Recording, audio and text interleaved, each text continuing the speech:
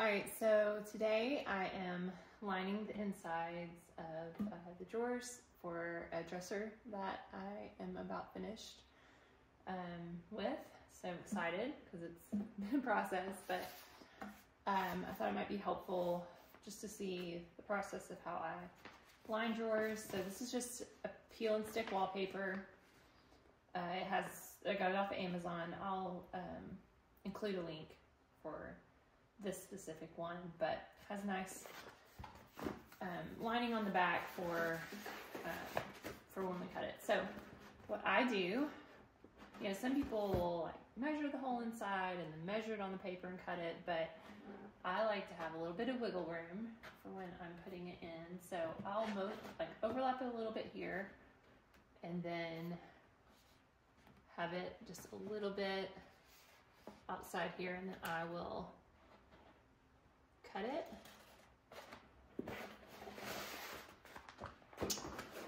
And I'll flip it over, and then you see I started right around this line, and so I'll just follow that all the way across.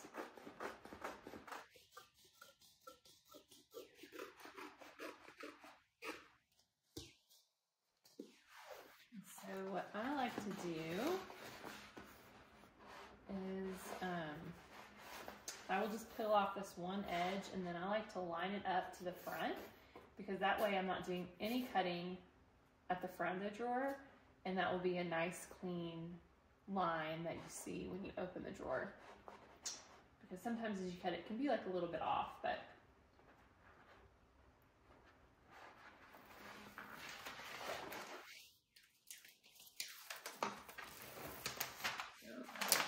it'll want to go back on there often as you're peeling, so you just kind of slowly go.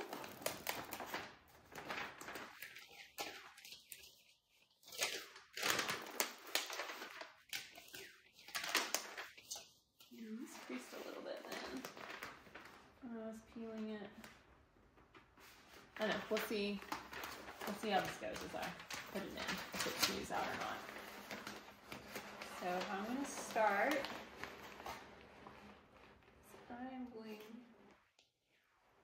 I'm looking to get this lined up exactly along the edge. I'm kind of pulling it like taut.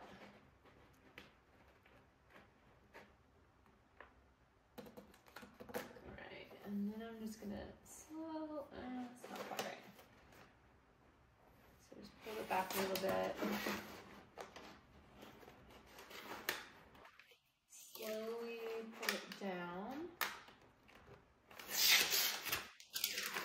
See how it's headed back up under there? So start back over.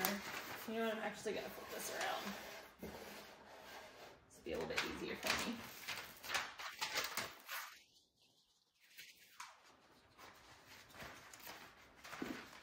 My dog wanting to play. I don't know if she's in the shot or not, but okay.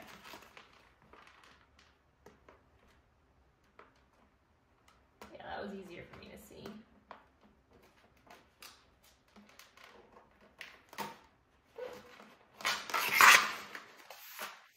All right, this has actually been my most challenging one yet, so I think it's good that I'm getting some of these on camera, because it can be a little frustrating to deal with. But in the end, I think it's worth it because it's really pretty, and I think it adds just a level of detail that you don't get otherwise.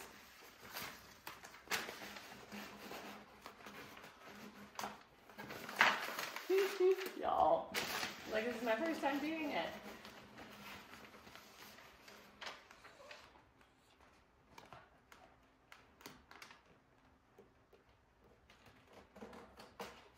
Alright. Finally. Alright.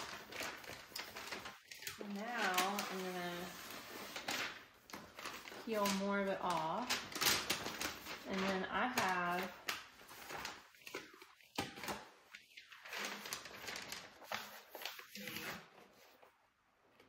just an old Chick-fil-A gift card that I'm using. And I'm gonna slowly smooth it out as I go. Yeah, you know what? I am not gonna be able to use this because of that little crease. What a bummer. All right, I'm gonna start over.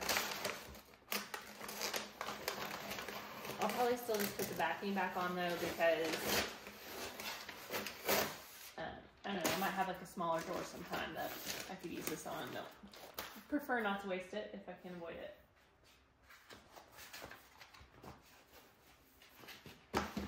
Okay.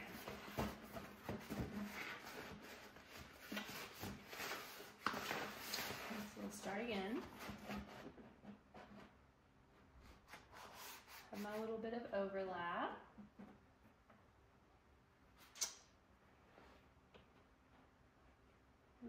Cut. Flip over.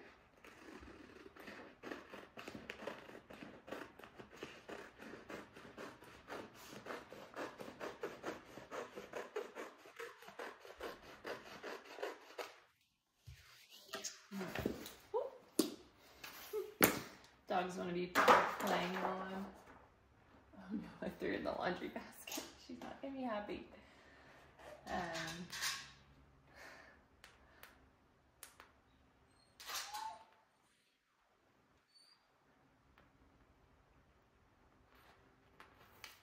Alright, so I'm going to start at just one edge so the rest of it doesn't want to stick.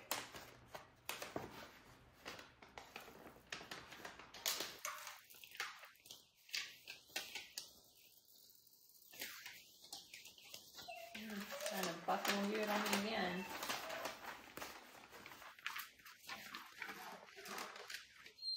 So these are some of the issues you can come across with thin stick.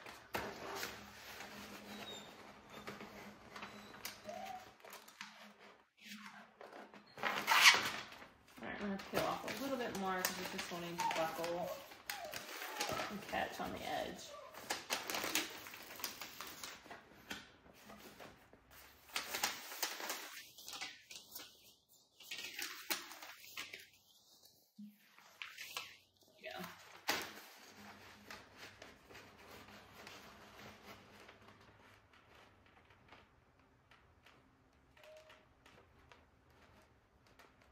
Alright, and then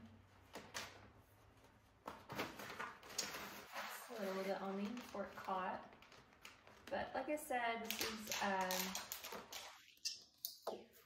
like attaching it here on the front edge of it at first because it creates this nice clean line that I won't have to cut. Or I don't have to cut it, so therefore I know I'm going to have a nice clean line that you'll see when you first look in the drawer. So now I can start peeling it off, smoothing it out.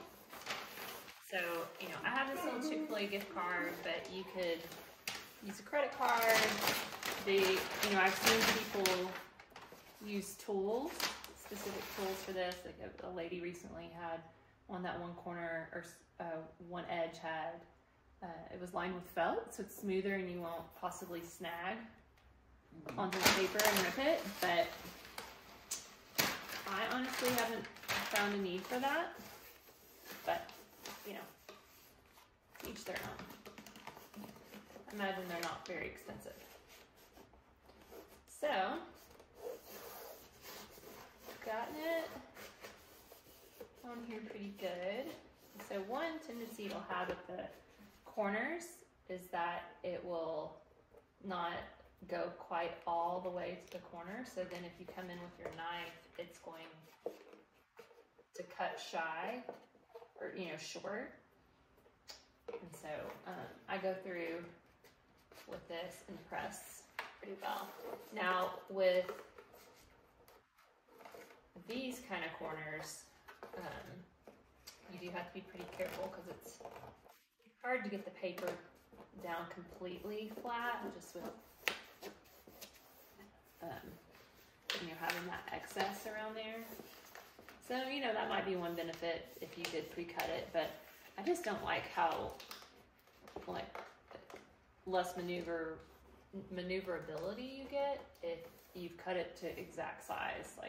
If you're off a little bit in one place and you gotta move it. So I like having some flexibility that comes with having the extra. But, all right, so I got that in there. My sweet dog, she's giving up. I'll play with her when I'm done. But I just have this handy little tool. It came with extra blades. It's really sharp. I was using an X-Acto knife before, but it just wasn't quite as sharp as I wanted to because we used it on, household projects and whatnot. So this was like $5 on Amazon. I'll link it. It's really inexpensive. You have all these blades, and I like that it's a little bit smaller. And so I'll just start here. I like to try to go on the upper part of the line, because that way then you can kind of press the top of the blade up under here. So then when you are done and you're peeling it away, you can then use your credit card tool, whatever, to then smooth down this part, and it kind of will want to go under this, and so it doesn't even really look like there's a line of the drawer bottom that you would see. You would only see paper.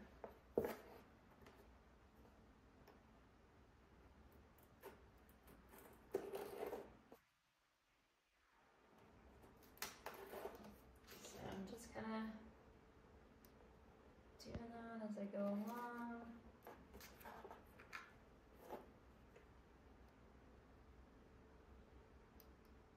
You have to be a little bit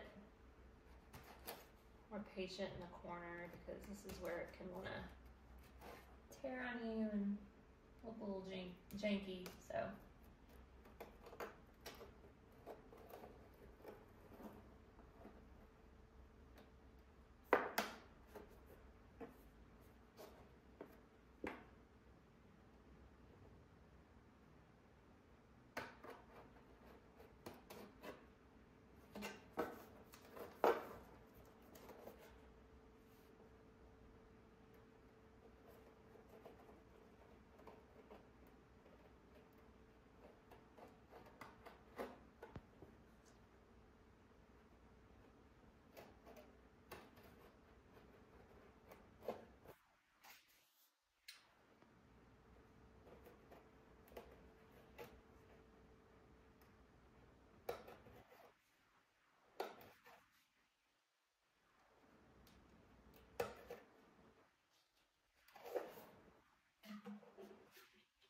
at this point, I could start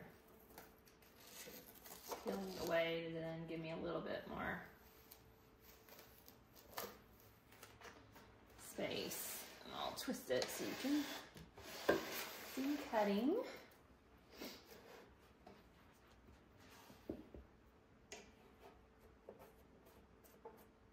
Make sure it's still down good.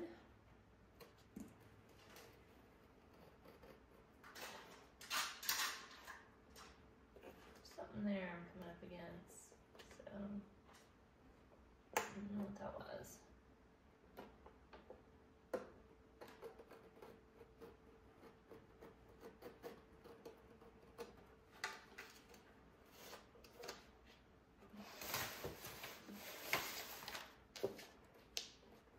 So here the paper wasn't quite down in the corner, so I stopped.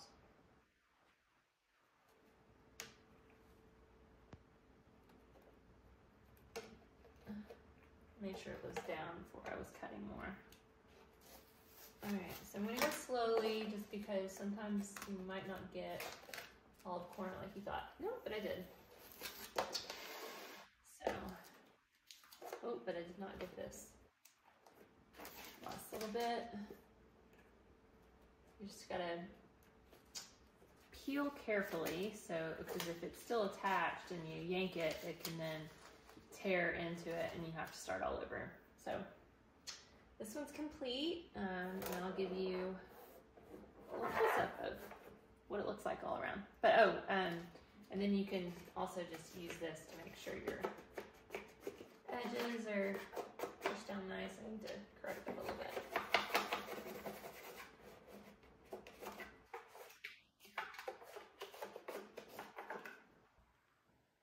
All right, so here it is, all flattened out. There's the front where I didn't have to cut it all. And there's the side. There's a little bit of gap, but I'm still okay with how that looks. And then here is the back. Here's the final product in the dresser. I really love that just when you open it up, you get that pretty print inside. And I find that for me with reselling the pieces that it adds more interest in the listing, and then, you know, also shows that you went that extra mile to really make it nice and update the piece. Well, I hope that this tutorial was helpful. You know, it's not too difficult, I feel like, usually to make this addition. It does take some time and there's some cost, and you know, you saw where I made some mess ups in there, but you know, I think that's good for you to see, to get a realistic idea of some issues that you can come across with putting this in there, especially with the stickiness and whatnot. But just let me know if you know what you think, and if you have any questions, I'd be happy to answer them. Thanks again.